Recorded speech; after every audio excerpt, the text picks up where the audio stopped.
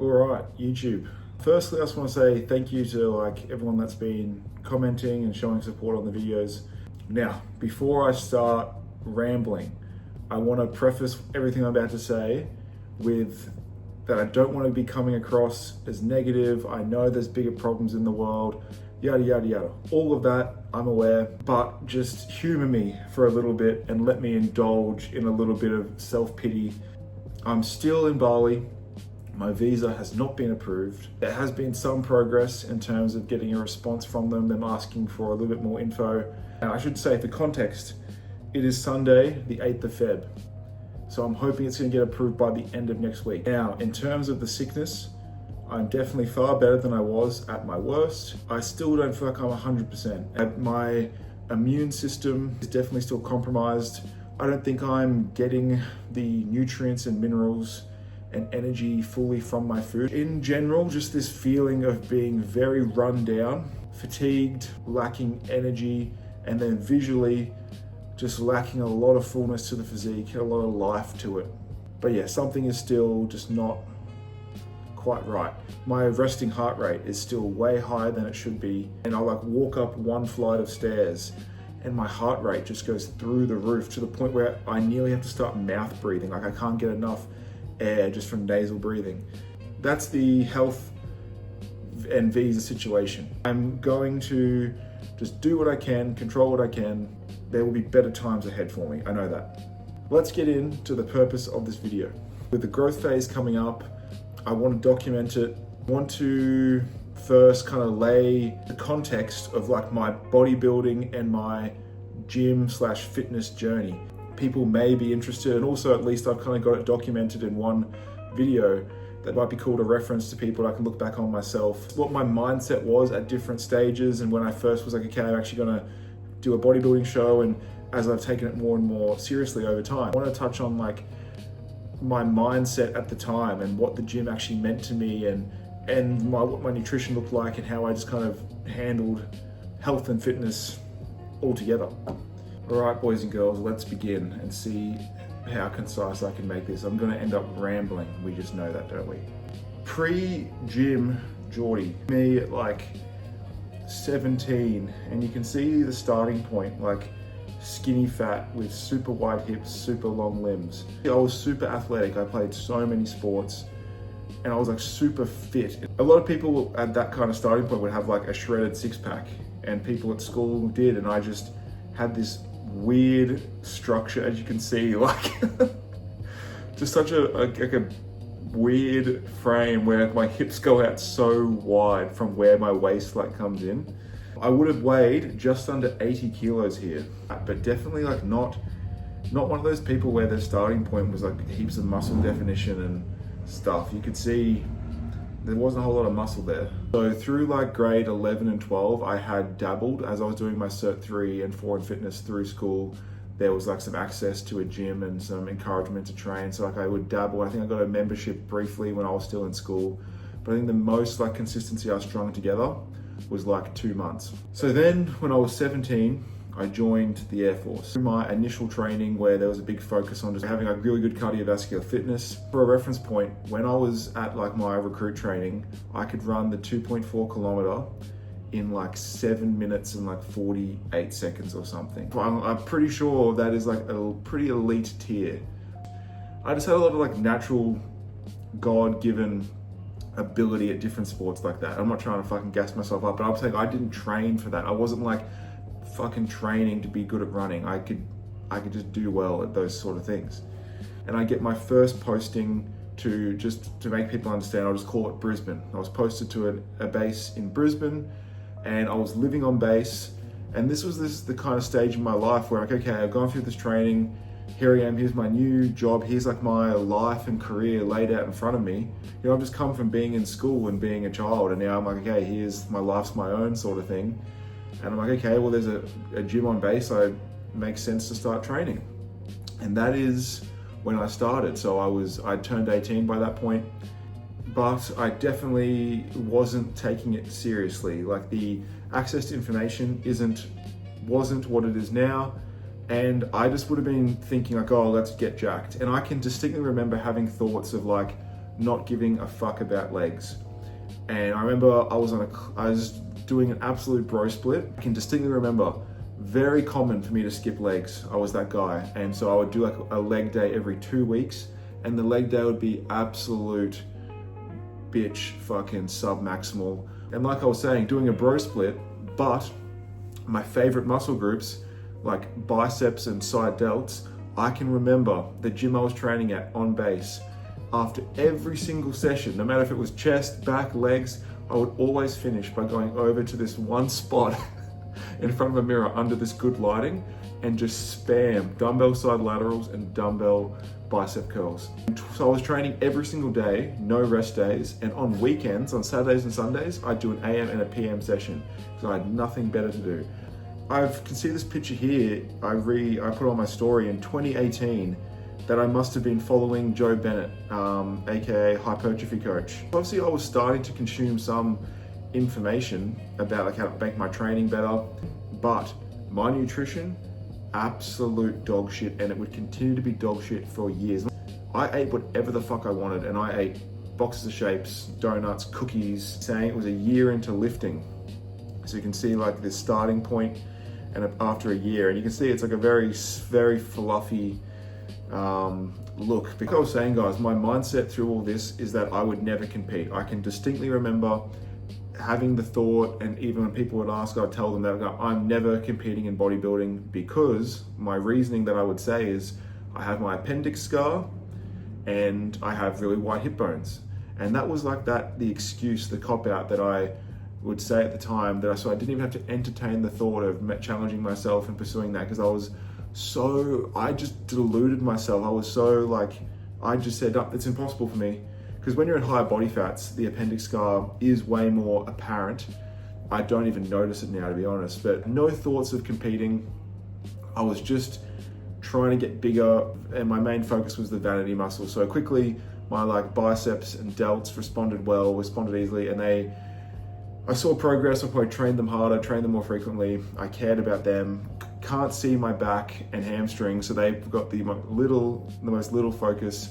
Fast forward, guys, nearly like 4 or 5 years. I obviously cared about the gym and was like committed to the gym enough that when COVID came around and all the gyms closed, I went to Bunnings and made this fucking barbell type thing you can see here with like buckets and filling it with rocks, so I could do something. Here's this photo here of like gyms being closed for 2 months. Like I've been training here for 3 and a bit, 4 years.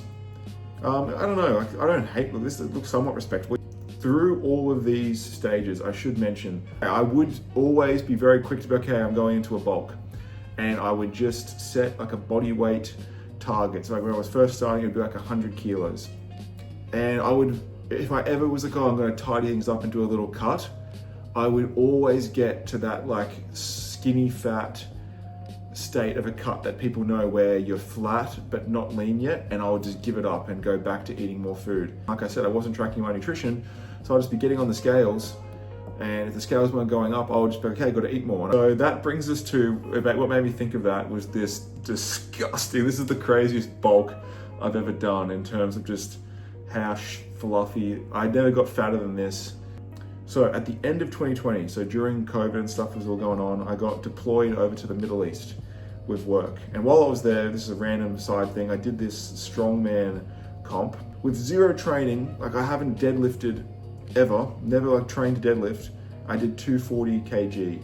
Okay, where are these fucking pictures? It's a very common thing when people get deployed to like lock into their fitness in the gym, and you know, to come, but you got a bit of extra, like when you're not at work, you're not at home with like your responsibilities of washing, cleaning and all this stuff, and how I wasn't obviously at home with my partner at the time, so you get all this free time. So okay, I'm gonna fucking reach 115 kg for the first time. Let's do it. So yeah, this picture here is at the end of that deployment, and I am back in Australia in hotel isolation. So I had to be stuck in this room for 2 weeks, and you can just see it is disgusting. Oh, that is so bad to look. Okay, I've been rambling for way too long. So let's fast forward ahead. Not much is changing. It's the same kind of stuff going on. But then I post to Darwin. This is when I started to post on social media. Like start of 2022 or mid 2022, I had 200 Instagram followers and I didn't use Instagram at all. Like I can remember like me just putting up like a photo of me like flexing my tricep in a mirror, putting it on my story, the anxiety I felt of like being judged and of putting myself out there. Here, like I had no idea how to pose, and my posing is still like a big weakness. I'm just a Gumby, awkward motherfucker. Anyways, so I'm like putting myself out there on social media. I started doing like a cut. I'm like, oh, I'm gonna get leaner. And for whatever reason, this was a time I persevered longer than I had any other time. And I started to see like some detail that I'd never seen before, which made me hungrier to like keep going. Looking back on it now, I laugh at it that I thought things are great, but it's all relative. And at this time, I started to get some belief of like, wow, like maybe I could compete. I remember like having that thought, maybe I could do a bodybuilding show because like, look how this is starting to look. I never thought I could possibly look this way. I think I'd been cutting for like a little holiday by myself I was doing to Bali. After just probably doing the same thing for a long time, I had like a new bit of motivation going on. And I think a few months after this, I reached out to my good friend Luke, who would become my coach for my first show. We went to school together since year 8. He came to my school in year 8. He was like the only person, he'd done one or two shows at this point. One of the only people I kind of knew in the bodybuilding scene. Anyway, so I reached out to Luke about the thought of like doing a show, and who knows, one thought led to another. And this was like at the start of 2023. And that is when I would end up doing my first show in October of that year. So in January, we started a bulk, and we bulked up until like the end of March, start of April, and then we started prep. I've just yapped for ages and I wasn't recording, so I don't know what I said and what I've missed out now. Fuck. Peak bulk, like 115 kilos. I remember taking this photo in the gym right when the bulk was about to end, and feeling so fucking good about myself, like just shocked that that's how I looked. I felt like a monster. Starting point, start of Jan, and then the end of May, 18 kilos in 4 months. Insane. Yeah, started prep on the 17th of April, 2023 by the looks of it. This is an insight into my mindset, that prep. And, but yeah, this picture here, I put on my story, and I laugh at this now. It's me talking about how you shouldn't, make sure you don't weigh things underneath a fan because the fan can throw off the scales. I was being dead serious. That was like the mentality in the prep. Now the prep itself was easy and good until it wasn't.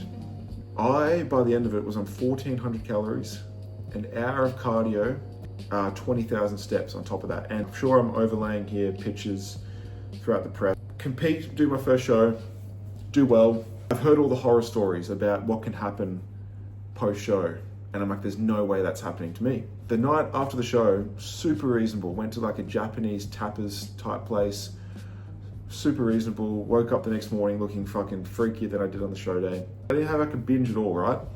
Woke up the next day, looking crazy, veins, and I was able to check the weight. I'm like, oh, I'm lighter. So I'd go and eat more the next day. Next day, lighter. Oh, eat more the next day. And I'm getting rewarded with like looking better and better. I freaked out post-show. I did the classic thing, the classic mistake. I left my coach. And then here's like a photo 5 days or like a week post-show. At the time, this was fucking insane. This was the best I'd ever looked, better than any look I'd seen in the prep. I would not look better than this for fucking a year and a half after this. I ate so many tacos that my stomach was in so much pain.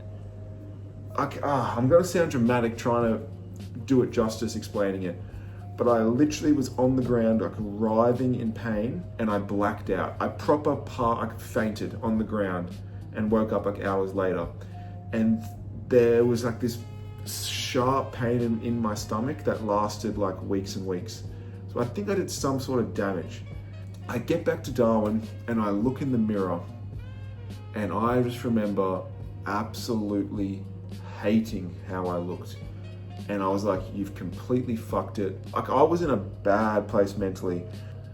I hated training, I hated going to the gym, no enjoyment. And I would do these binges where I would like leave my apartment in the city in Darwin and I'd like walk to this one cafe and I'd get like pastry, fucking big chicken baguette, all this different shit, eat it all. I can get a Subway and be like, yeah, I want the steak, but I want the fucking chicken as popcorn chicken in there as well. Yep, 5 cookies, blah, blah, blah. Eat all that. Cool, walk from there across to the Macca's. Yep, 2 double quarter pounders, fries, yep, McFlurry, let's get some chicken nuggets, blah, blah, blah. Eat all that. Walk across to the Coles, 4-pack of Maxi Bon, eat all 4 of them. Look around, sushi, go into a fucking sushi place, sit there, and just do like these 20,000 calorie things. And then I'm like, going through, I'd be like, you're a fuckhead, like you're completely, but I didn't care. I was like, I just don't care. I don't care. And this is around the time I left the Air Force. It's a very weird time in my life. There was a lot going on personally.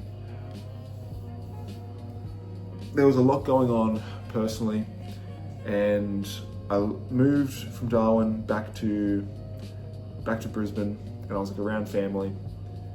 And then it was kind of, I was in a bad way. Mentally, I was quite depressed. And I'm kind of like, but I had direction. I'm like, okay, day one, like let's begin the rebuild. Because I completely left social media as well. I did the classic thing post-show when someone fucks up, I deserted social media. We can see here, around the 21st of Feb, I started working with Callum, who would go on to be my coach for like, I don't even know, a year and a half, 2 years, can't remember.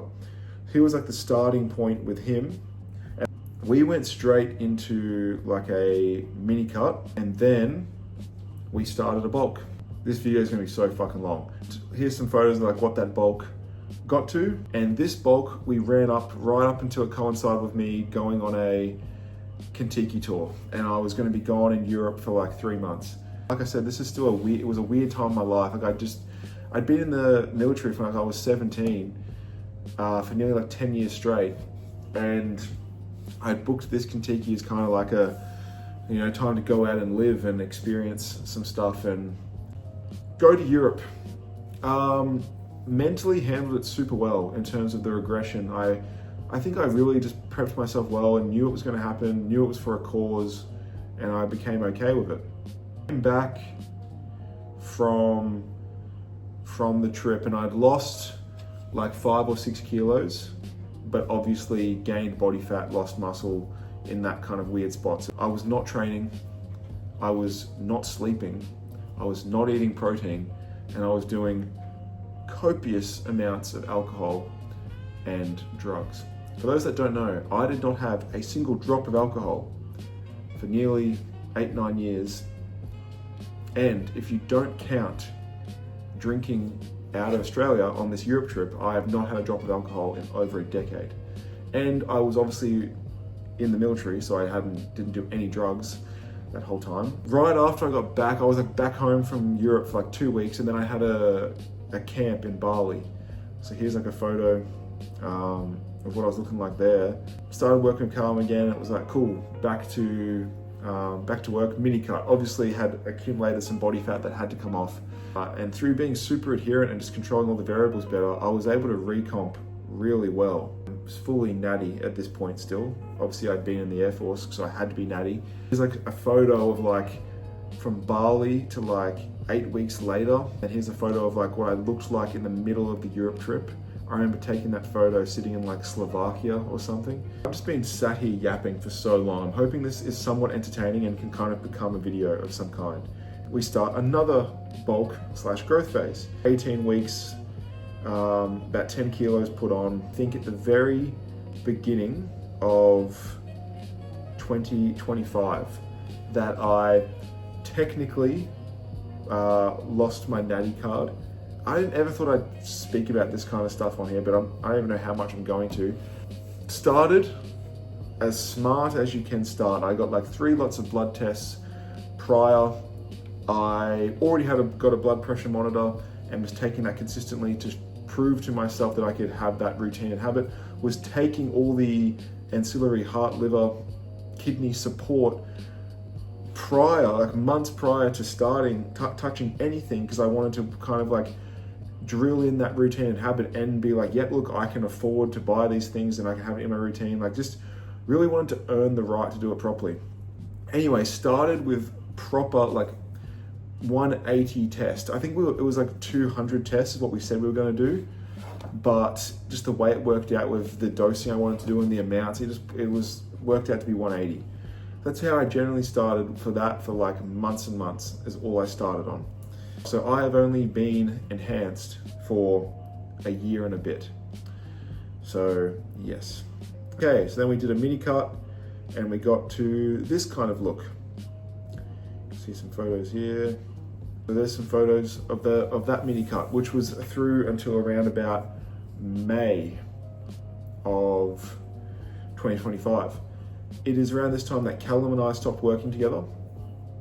Then had a short 2 or 4 week period when I wasn't working with anyone, but I'd already lined up and had committed to starting with who is now my coach, Dean. And then we started growing together. That went all the way through up until the very end of September. And here are some visuals here of what that peak looks like, where this was about 117 kilos, but this was like a true 117 kilos where I'd been holding consistent average weights at that for like 3 weeks. And end of September, I deleted all social media, went to Japan for 2 weeks, and then moved to Thailand. Now, I don't really know how to explain what happened. Oh shit, I just stepped on my tripod.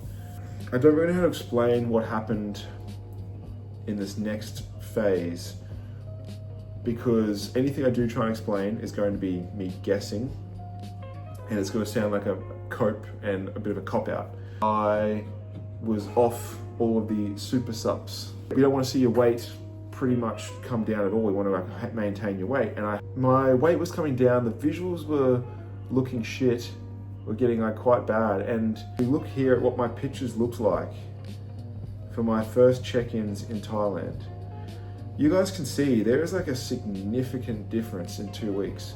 Like a lot of fullness and pop and like the muscle pushing against the skin lost for 2 weeks, like a lot. The cope that I'm trying to say here is maybe I'm holding quite a lot of muscle above what my body really wanted to be at that point in time before I came off everything and it was quick to go. Maybe just genetically I am quick to lose it in those situations. I don't know. Obviously it's not like I was doing everything perfectly to retain the muscle, but I was getting in adequate protein for sure, getting good sleep. I still got some sessions in, and like I said, I was in this big I was arguably like in a surplus, but like I was like, you can see I gained body fat. So I was like gaining body fat, but like the muscle was coming off. We get to the start of Thailand era, the Thailand arc. And I remember being super unhappy with the visuals, but not letting it get me down too much. I remember being like, yep, it is what it is. This is the starting point. You're gonna get better from here. And the weeks started to go by and I'm like, okay, getting consistent hard training, and I started making great progress in the gym in terms of my progression, but obviously a lot of that can be neural adaptations because it's a new gym, new kit, new movements.